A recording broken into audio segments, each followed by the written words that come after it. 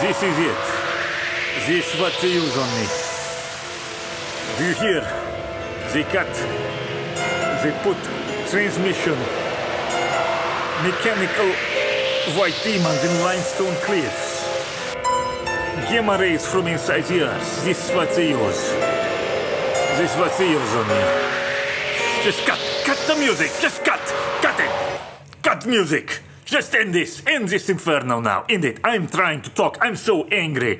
I had a horrible nightmare last night, in the morning in fact, about the Battle of Rome in the future.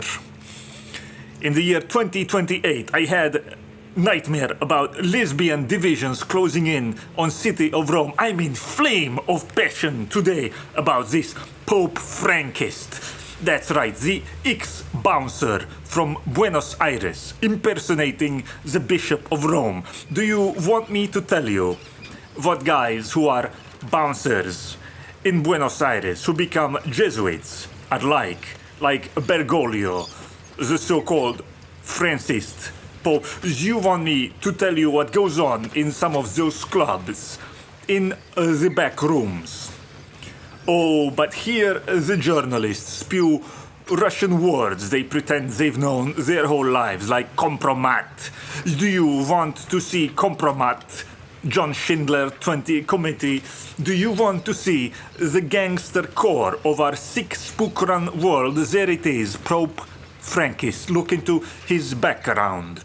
Look into his legal problems while he was bishop in Argentina. I am sick of these Pharisee, so-called online traditional Catholics, trad-cath. They are mostly not real Catholics. Most are like this spook Pope Sissy, recent converts from whatever. Most normal Catholics I know despise them. It used to be called Ultramontanism. This is the mask they put on now. But now this popery isn't even about Catholicism anymore. It's a thin veneer for so-called Christian Marxism. Christian Marxism, one of the inventions of the benighted third world intelligentsia from Latin America, and unfortunately, very possibly, one of the paths that mankind will take straight to the promised land, the eschaton, the eternal latrine at the end of history. Let me tell you the nightmare I had this morning. I'm so angry about this today. They will get their African Pope. You know, all these guys just salivate over Africa and wanting an African Pope, right? Well, this is what I dreamt, my nightmare. I dreamt they'll get it. It was 2028 and Pope Frankist installs a black pope as his successor, only it's not Cardinal Sarah, like all these online federale Catholics like Adrian Vermeulen claim they're hoping for. Cardinal Sarah, by the way, Vermeulen, are you listening? He would be the first to declare you a freak and excommunicate you and put your fingers in a vice if he could. Vermeulen, that's what Cardinal Sarah as pope would do to you. But no, the Argentine nightclub bouncer will install some liberation theology black activists, so they get their African after all, or perhaps a Tamil tiger. I don't know. It's all biological warfare in either case. And get this was the climax of my nightmare. It's 2028, and Kamala Harris is the General Secretary and Chairman, Central Committee Chairman of the Transgender Commune running America. And there's a conflict, you see. I dreamt a huge war based around Rome. Like the Taliban, Kamala Harris, or perhaps not like Taliban, like Nikki Haley, who tore down statues in South Carolina.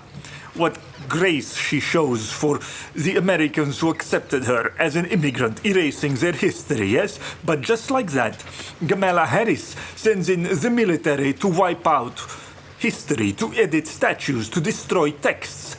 And I dreamt, however, that Rome is saved. In the end, I dreamt this, that Rome is saved when the African Pope calls on Mexican Honduran, Guatemalan gangbangers to come in and defend Rome. And they succeed. They just wipe out, they totally annihilate the American bull-dyke paratrooper liquidation squads sent by Gamela Harris. They get destroyed by Latino gangbangers run by the Black Pope.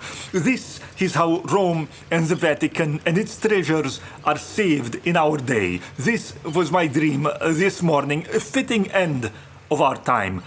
Be right back. Stay tuned for end of show, by the way. I have a special communique from Jordan Peterson. Just amazing.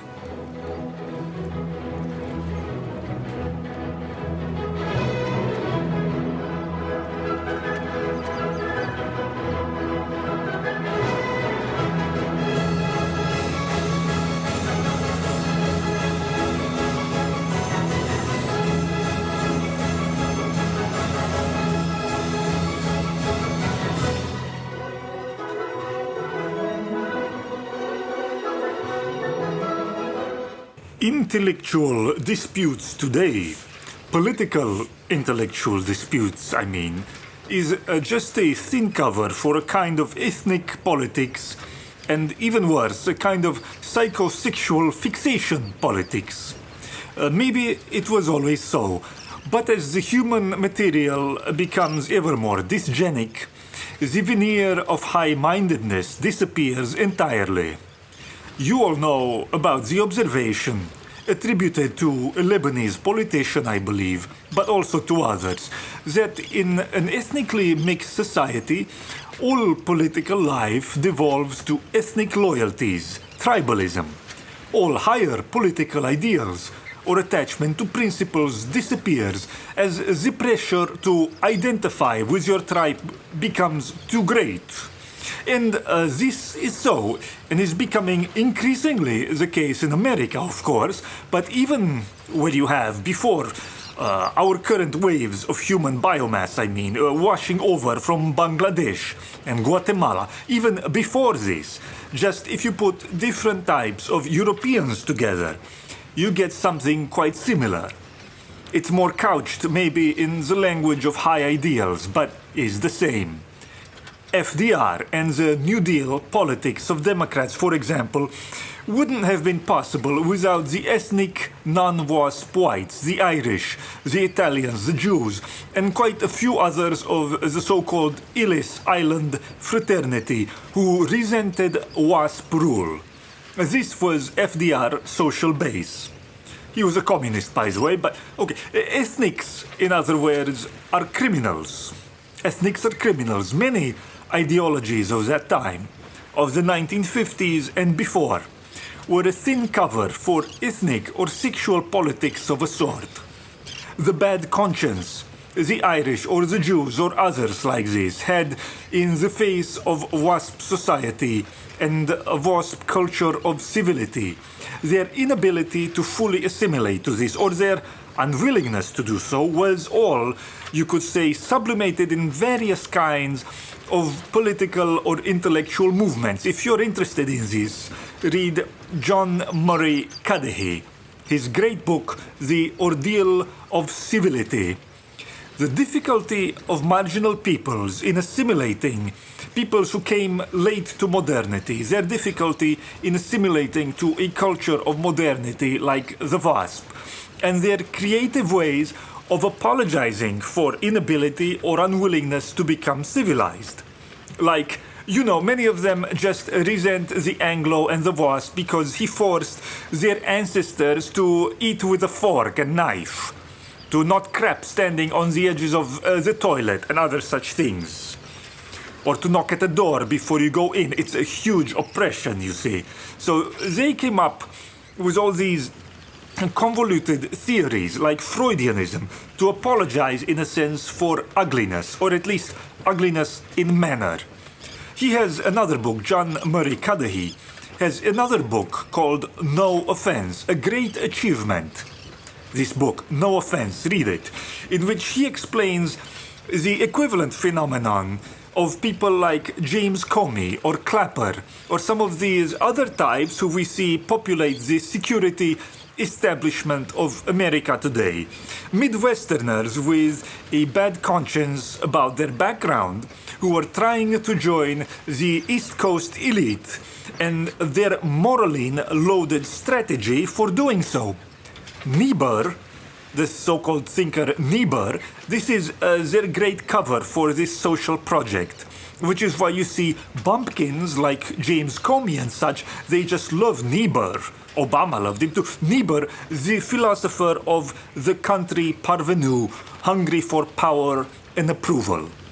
And this brings me to this kind of fake online popery I mentioned, by which, by the way, I mean no offense to genuine Catholics who, from my experience, again, despise it as well. But I'm so tired of what this is really for many, this promotion of popery as a social weapon, online mainly.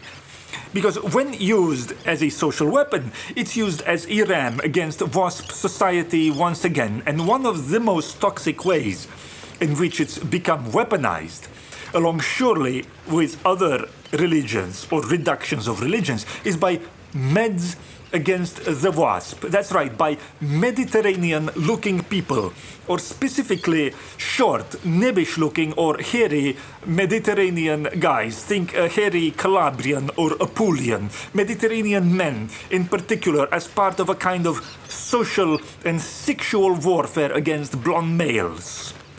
It's a way, too, by the way, when it's promoted by converts like Ross Douthat, it's the same way. These are converts from Protestantism, so you might wonder why. But they have the same motivation. I will explain it another time, because it's with a meaning even darker and more fucked up than what I've been talking about. But let's leave that for later. Sexual obsession is a hell of a thing. Which brings me to the topic of this show finally, the great question. What did the ancient Greeks and Romans look like? What did they look like? What did the ancient Greeks look like? And why is this question even so fretted about now?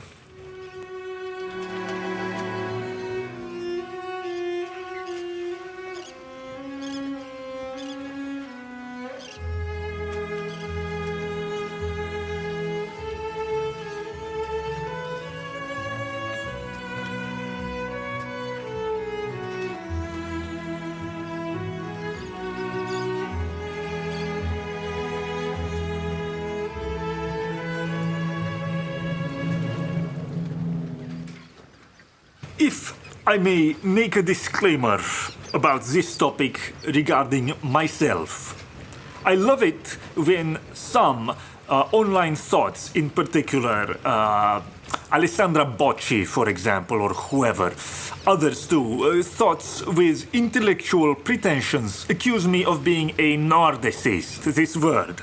They love to throw this word around. Others do also, at National Review and elsewhere. I've been accused at least twice until now of being, quote-unquote, Nordicist. Some go so far to claim I only post the physiques of Nordic bodybuilders. My Twitter account, for those of you who know it, could, however, well be considered a Pietro Boselli appreciation account or a public relations campaign for this Italian male model, Pietro Boselli. What the hell? How can such people claim I have something against Mediterraneans as such, or in order? Of course, it could be argued that in facial structure and things of this sort, that as a man from Veneto, from the north of Italy, that Pietro Boselli is a Nordic or something like this. But he's very much Italian, and he's not the only one I've posted. Now, Leonardo da Vinci, that is a Nordic, yes, you can look at his face. But anyway, I hardly only post Nordic bodybuilders. Many such others, including many Brazilian male models who I've tried to entice female journalists with. Men who might have an admixture of who knows what, you never really know. I mean, however, the Portuguese themselves are often quite dark. And many times when you think there's a mix in a Brazilian, there is not. Dilma Rousseff, the crooked ex-president of Brazil, You might think she's mixed with something non-European, for example, but actually she's a half Bulgarian Komi Pinko. Half Bulgarian, her father, and the other half, I think, is pure Portuguese. So many nice grandmothers in the Balkans look exactly the same as her. The real goblinos, they look quite different. There's a kind of slope to the forehead, and now they've discovered, I believe, Australoid blood in the Brazilian jungles. Very interesting. I love, by the way, the cannibal Tupis. The tribesmen, the tribe cannibal Tupis in the jungle. And I have, well, you could say a nightmare, but quite a pleasant nightmare, that the tribe of literal Amazon Tupi girls capture me and make me, they make a fist out of me, if you know. Anyway, the point is, I'm hardly a disrespecter of the Mediterranean people, or even of tropical peoples, and I choose willingly to live in a tropical place, and have long done so, because I found life in America how would you put, intolerable and heavy and full of dread. So you know the phrase, vote with your feet. These people who attack me as a racist, they all say they will run off to Canada or New Zealand if the tyrant Trump wins again, but would never dare live in the places I already am living, beyond perhaps, well, they would maybe go to a walled resort or some such. Some have already tried this. This isn't to say, by the way, that I'm not a racist, because I am, and proudly so. I'm racist, if you want to use this word, because I'm not a religious fanatic who denies nature. And the brown friends I have, they're racist too, and that's all very normal. It's the basis for normal camaraderie and humor. What's annoying is, well, you all know what is annoying, the preachy hypocrisy of these supposed anti-racists who live in almost all-white communities, who fantasize about whitopias like New Zealand and think they're redeemed by having one or two high-caste subcontinentals in their social group, or especially this following is their great redemption. They think they redeem themselves by fighting a great war against powerless and downscale whites who go to Walmart and so on. You know the phenomenon. I don't need to dwell on this. It's closely allied with another, which is the extreme ethnic self-regard of such people. I will talk about this next because it has direct bearing on the ancient Greek question, the ancient Greek looks question.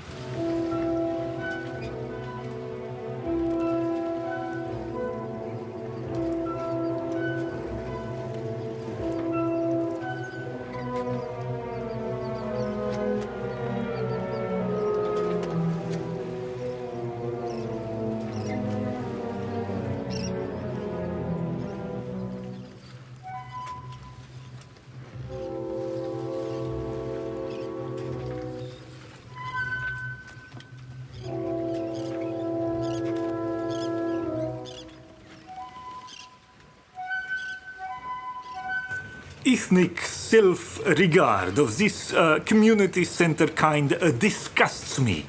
Honestly, it does. I'm not even being ironic at all. I grew up entirely without any of this, and I was shocked to find out much later how strongly people identified with some group or other in a kind of narcissist sense, not like in a casual sense you find in countries that are actually confident of their history, like Japan. I'm the real Universalist. It's hopeless. I'm hopeless then. Yes, I'm a real Universalist. But this ethnic self-regard exists in all social classes. I am just so tired of, you get a Greek diner owner with a photograph of the Acropolis on the wall, who names his son Achilles or Agamemnon or something like this, and they think there is a direct line from the blood of Olympus to his gyro and pizza joint. This is right, yes? If Achilles were born today, he'd serve you pre-made pizza crust with formaldehyde-flavored gyro shavings on top. But a similar attitude exists among those who think themselves the elite. some elite, right? So in a normal world, they would be handing out pickles in a diner as well. Take, for example, the low IQ Jonah Goldberg, a guy who never forgets this, but I mean, look at the guy's face, but never forget, he said the political thinker Joseph the Maistre was left-wing because he didn't support the universalism of the French Revolution. This is what Jonah Goldberg actually believes. There's your intellectual conservative movement elite for you. Charles Murray, who I otherwise like, thinks the guy is really smart. So what does that say?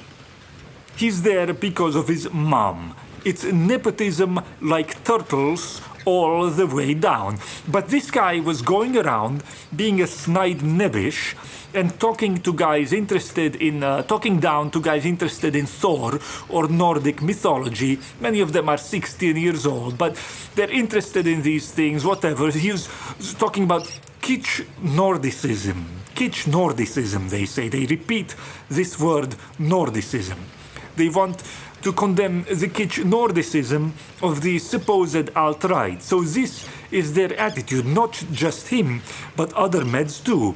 Other Mediterranean supremacists, including some, again, a weirdo Italian chick who's been sent to modulate nationalism, and who again thinks that there is a direct line from Julius Caesar to her noble ambition to become a journalist. They all talk about kitsch Nordicism, which is all good if they at least had some self-awareness of their own. After all, there is something funny about people going in the woods, painting runes, and pretending to worship Wotan, putting dung on their faces, if they're authentic. I've mocked this in the past. I've mocked it myself. But just the same, on the other side, there's kitsch Mediterraneanism. Kitsch Mediterranean supremacism. I am tired of the Med Supremacists and the other off-white ethnic supremacists. Off-white ethnic supremacism. It's a real thing. When they try to talk up, for example, the golems, the whole desultory fiddler on the roof world, the whole backward life of the shtetl glorified. When they try to romanticize it on TV, on television, or in their lives, that too is kitsch. There's often no direct cultural line from that world to the normal suburban one they grew up in. In other words, they too are just feeling around in the dark for something to make them feel good about their collective identity, some historical anchor to feel proud about. Just like, it's exactly like the Greek gyro master in the diner naming his kid Odysseus. But in America, all ethnic groups, they lose their edge and become less than what they were. Just compare Irving Kristol to his weak issue. Just compare Trotsky to both of them. From hardened, cunning revolutionary to obese middle IQ salesman with a dime store wasp impersonation act. This is all kitsch as well.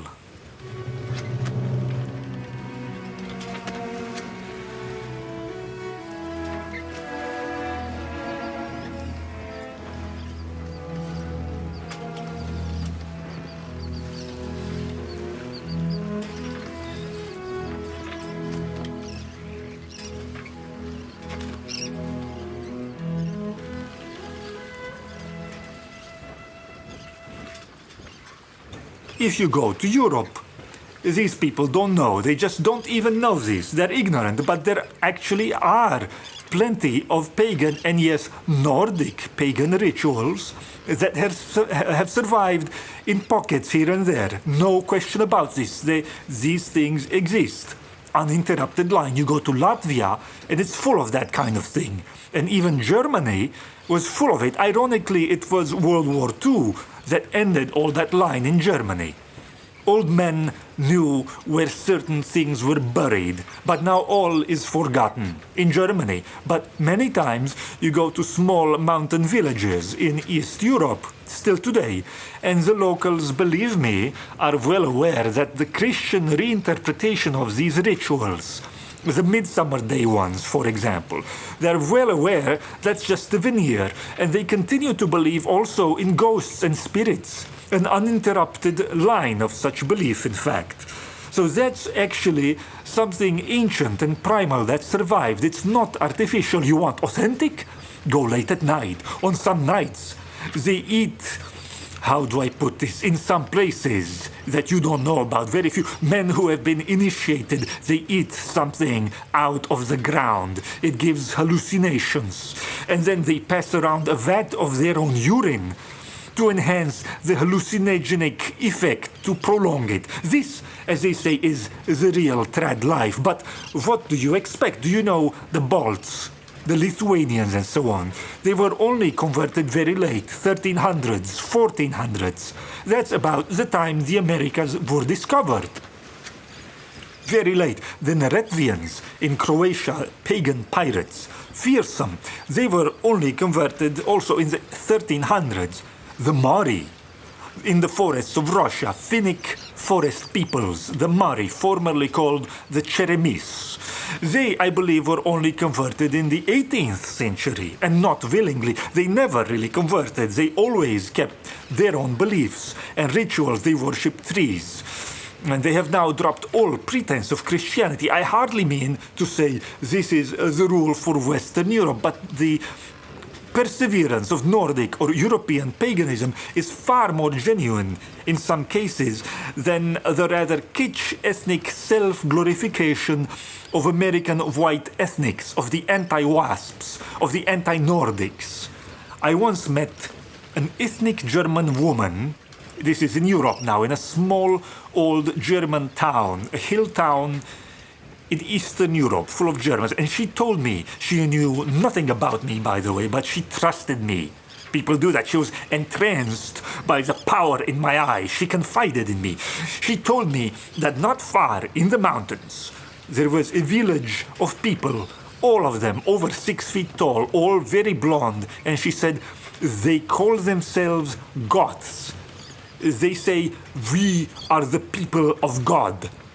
I believe it too, and I want to go back and search for this. It's an interesting question. In many cases, even the cleavages within Christendom and Europe, in Christendom that you see now, have much older origins. I hardly doubt the Cathars, the Cathars, I doubt they were merely Manichaean Christians. More likely there was a pagan substrate where these beliefs found fertile soil. These are the Albigensians. It's also the same reason that Iran has been the engine of heresy in Islam. One heresy after another was born there. Babism, Baha'i, one after another. You look at Bosnia, you see, well, yes, it's a Muslim pocket in Europe. So why is that? Were the locals really so much more convinced by the truth and justice of Islam as a faith in that particular pocket of Europe? Well, but if you look before that, if you look at Bosnia and that area before Islam, they were heretics before then too. They were Patricians and other strange things even before that. And it's because the nobles in that area, for reasons that have to do with other things entirely, they always wanted to be different and to be independent from their neighbors. So no, the past persists in strange ways you may not expect, and I'm just so tired of righteous Mediterranean supremacists trying to claim antiquity as somehow their own by continuity of blood, although of course they would never put it that way. And of course, although that is entirely false. Or using Catholicism of a kind or other religions as a proxy for this. No, Nassim Taleb, no, Paul Scalas. The ancient Greeks and Romans did not look like you. They didn't run a gyro stand. They didn't run a rug store. Or at least not the ones we read about and respect and admire today. At most, they look like Pietro Boselli.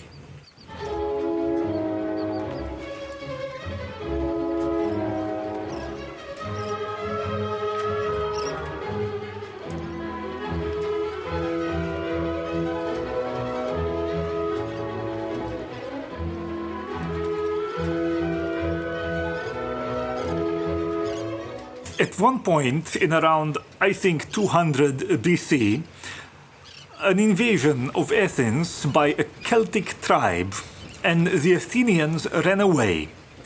There's no record of them ever returning.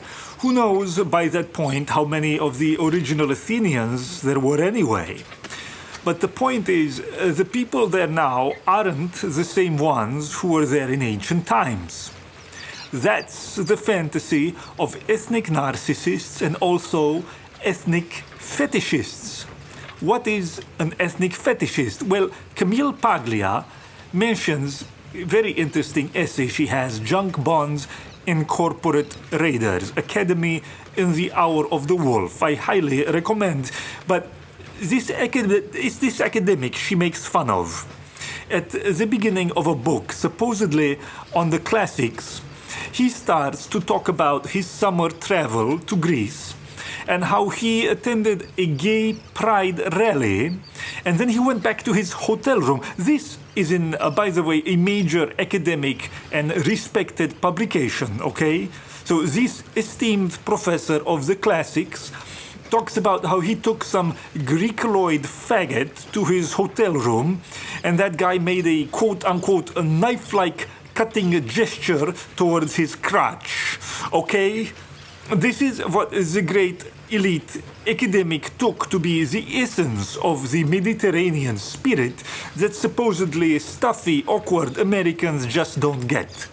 A clear line, you see, from Plato's Symposium to some gesture made by his grinder hookup. This is what academics, by the way, actually believe.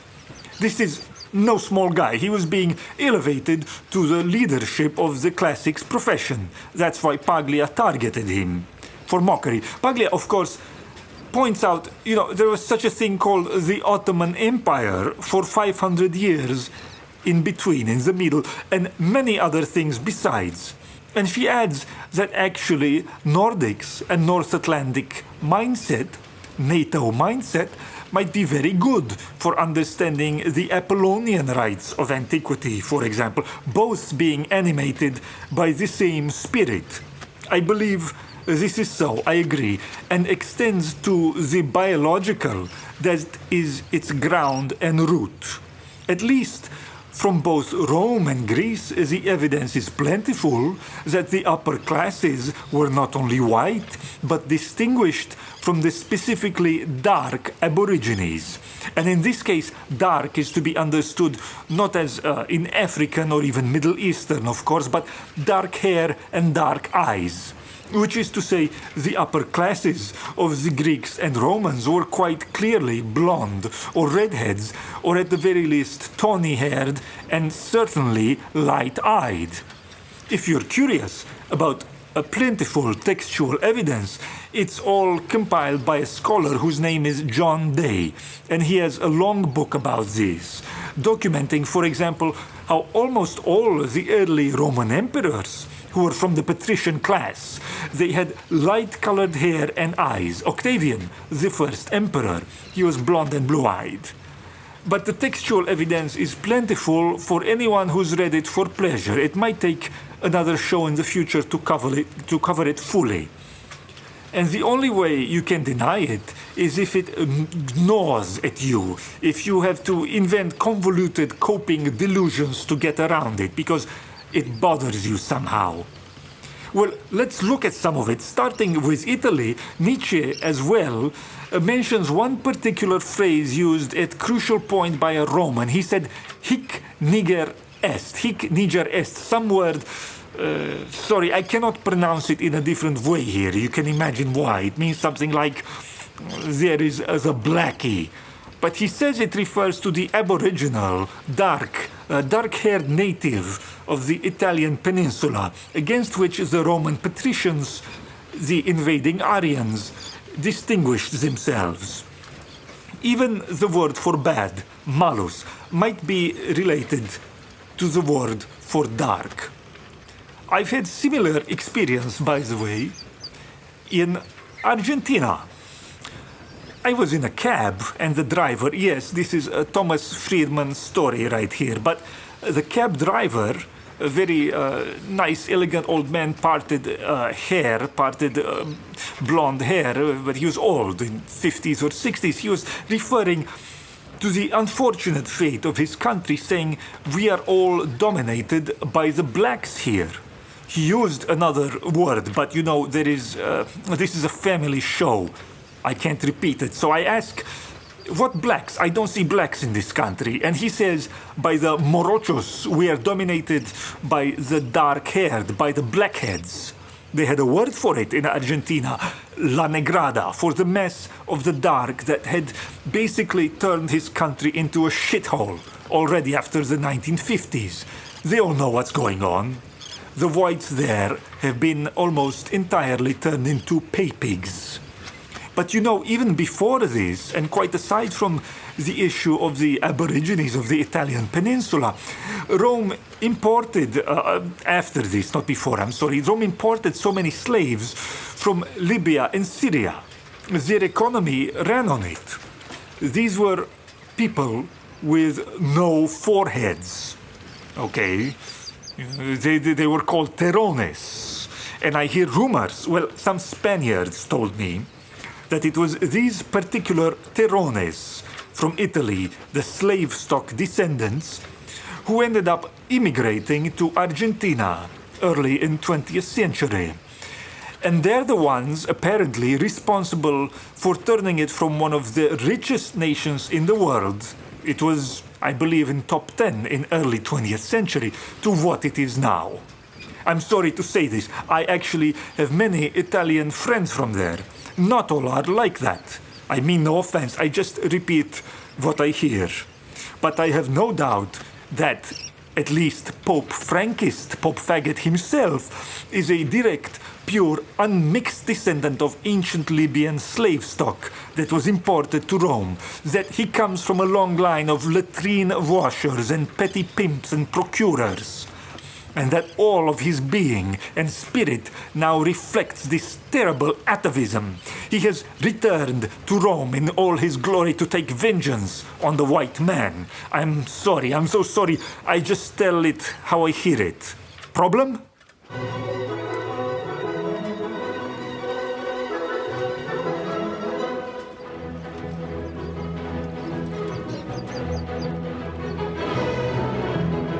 In Greece, the blondism, the blonde Greeks, you know, that's even clearer, much clearer case of upper classes, of ancient Greeks being blonde.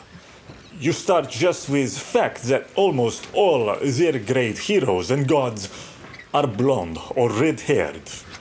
Achilles, Apollo, Aphrodite, Menelaus, so on for many others. Of course, you hear many cope arguments against this. These are, we are told, idealizations. And this often comes from the same people who claim that the physiques of the ancient Greek statues are also idealizations and impossible, as if you can't go to a beach or gym and see physics at that level of perfection or even better today.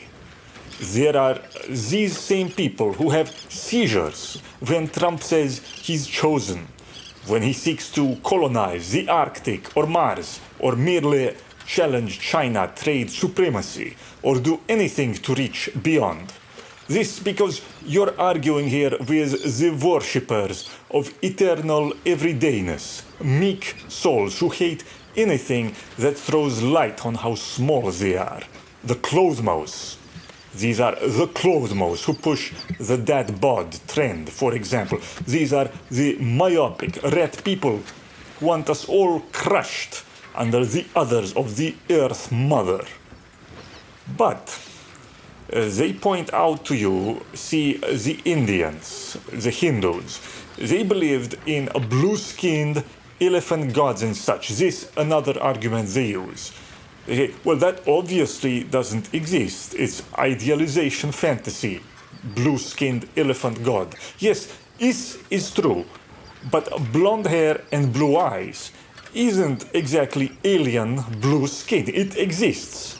And peoples do not generally idealize other peoples, or especially their neighbors. For example, no one denies that the Thracians who live roughly present-day Bulgaria and a little bit south in ancient world, they were redheads. No one denies this.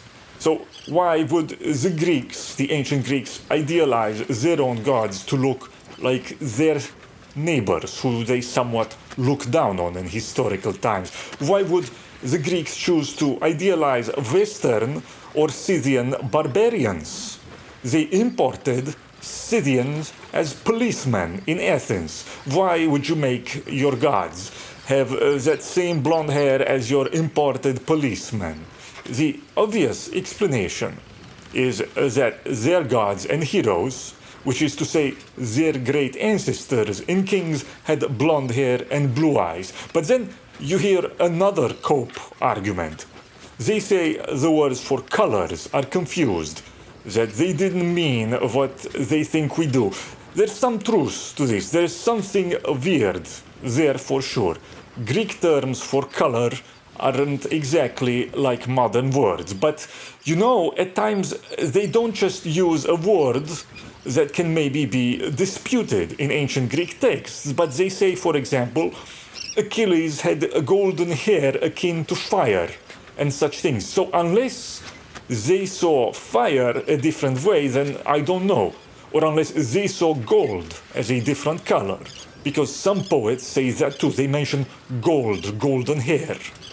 But they do the same thing. This is the Clodmos now. They do the same thing with the Rig Vedas in Sanskrit, very absurdly. The Rig Vedas, the most ancient holy Sanskrit Hindu text, they claim that the Dasa, who are the dark aborigines that the Aryans came to subdue, they say, Aryan Indra, the god, he comes, he destroys their cities one after the other. But people say the references to the darkness of the Dasa is merely a spiritual analogy, a metaphor, and refers to a spiritual struggle between light and darkness. But then, when you point out to them that there are specific lines for dark skin in the Rig Veda, for example, like the following: who blows away with supernatural might from the earth and from the heavens the swarthy skin that Indra hates. Okay, that's from the Rig Veda. So what do they say? What can they say to that? Well, they will always come up with reasons, even here. Of course, that's backward. The hierarchical biological difference and struggle was transposed into a spiritual one, not the other way around. Pindar, ancient Greek poet, makes open mention that a race of the Greeks, the Danaans, were golden-haired.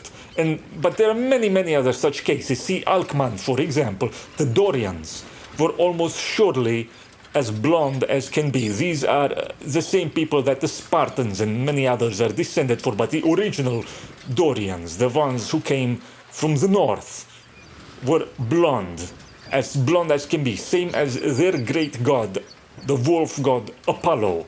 And the Spartans were a fascist race of fascist, muscular, blonde men who all look like Dolph Lundgren, or like Paul Walker, or, like Max von Sydow, this actor, but on a bodybuilding course. This is indisputable. Muscular, Zeus-like, aesthetic physiques, striated, very powerful, fascist surfers of the Peloponnese. And like my friend, second city bureaucrat says, imagine thinking that Mediterraneans would even be capable of Spartan autism.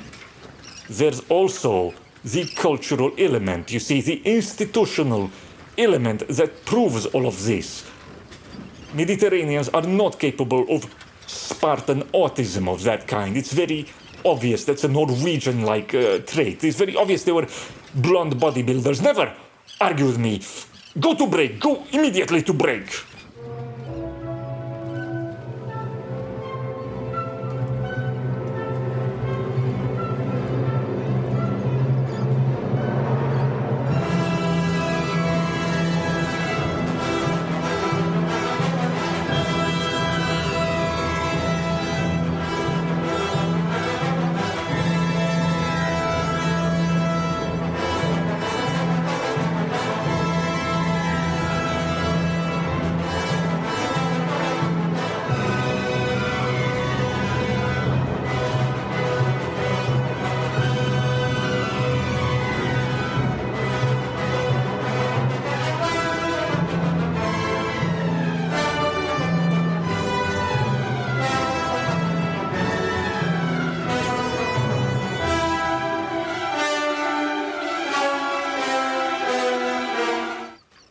Now, what did I mean? The Greeks saw Socrates as refuted by his ugliness. And indeed, he was ugly because he was not of Plato's patrician blonde stock, but because he was a Pelasgian.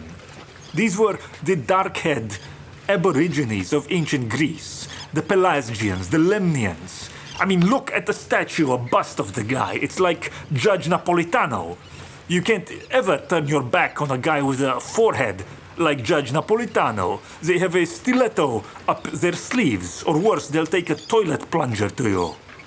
Now, there was a review of my work recently, a very intelligent review I will address in writing another time, by Mike Anton, who rightly said that I want to overturn the Socratic severing of the beautiful and the good, and that I want to go back to the older understanding, the archaic Greek understanding of the two as united, the beautiful and the good. But you look at a picture of this Socrates, can you wonder why he wanted to sever the idea of the beautiful from the good?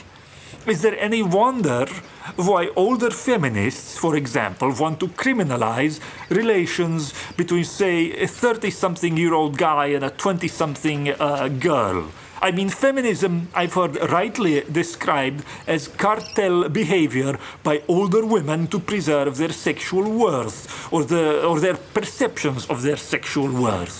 And therefore they want to criminalize relations between older or men their age and slightly younger women. How many articles do you see lately that amount to "it's supremacism if you don't have sex with me"? Well, this is the same thing that I've talked about all this show. I mean, if your nation looks and acts like George Costanza or Woody Allen, many such will have an extreme needle in their spirits over being outcompeted their whole youth. If your opponents look and act like Robert Redford or Dolph Lundgren. And there is the hatred of Nordicism. There is the hatred of Nordicism. That's what it means. Of the 80s movie Bully, the hatred of the 80s movie Bully, it's a commonplace to point out who wrote these characters, who cast these movies, who had such huge chip on shoulder about the athletic blonde male. I mean, you grow up around that, and it's a terminal level event. If you're a Woody Allen, or on the other side, if you're a Paul Giamatti, the blonde athletic guy is a terminal level event for you in terms of sexual competition, and not only sexual competition. And our politics, since then, our cultural politics is one long, depressing revenge story about these people's sexual problems. If you deny this, you don't know these people, but I do. They confided in me. People have a tendency to do that, at least when they knew me. But you can understand Socratism the same way. One long revenge fantasy against the Greek nobility. Not that it doesn't have redeeming and other qualities too, but it's a Pelasgian culture of critique against Aryan supremacy. He was questioning, you see, Socrates was questioning blonde patrician privilege. He was questioning. You're prejudiced. That's all it is. And that, after all, is all I've been talking about today. This isn't something I can cover in one show. There will be part 2 another time. But the textual evidence for this, very plentiful. The physical, visual evidence too, by the way. Some of these statues, academic fools, were complaining that they were falsely seen as white. This is the ancient Greek statues, the marbles that we see today. Because the paint was washed off. And they claim, these academic maroons like Facebook sisters, they claim this leads to misunderstandings. But then you look at the painting, the analysis, of the paint residues on some of those ancient Greek statues, and it's blonde hair and blue eyes. But if you want to see the secret history, go read Nietzsche, Genealogy of Morals, Essay 1, Section 5. You see there what it's about. The French Revolution, too, was a racial revolt, a slave racial revolution. Gobineau points out most of France is pre-Aryan. Every problem of political life, every aristocracy in history pretty much, it's one biological caste ruling over another subordinate one. There are almost no exceptions to this. Nietzsche says, for sure, the ancient Celt was absolutely blonde, but the ancient Greek as well. And now, after 1917, we live in the ongoing and never-ending aboriginal revolution, the great atavism of pre-Aryan longhouse, of slum life. This is the secret, believe me, even to spiritual phenomena inside particular individuals, inside you. The pre-Aryan inside you, the Neolithic manlet, the Neolithic hummus-quaffing manlet inside you, the mother goddess worshipper inside you is responsible for inducing torpor and masturbation and many other bad things in you. And you have to learn to subdue this creature, at least until we can rebreed the ancient Atlantid race with my positive eugenics program. You have to learn to make the lower submit to the higher even inside you. In blood, biologically inside you, they enjoy different things. Learn to recognize them. Until next time, BAP out. And now for a special message from my friend Jordan A.B. Peterson. Read Bronze Age Mindset by Bronze Age Pervert. It's far superior to my gay book. What memes?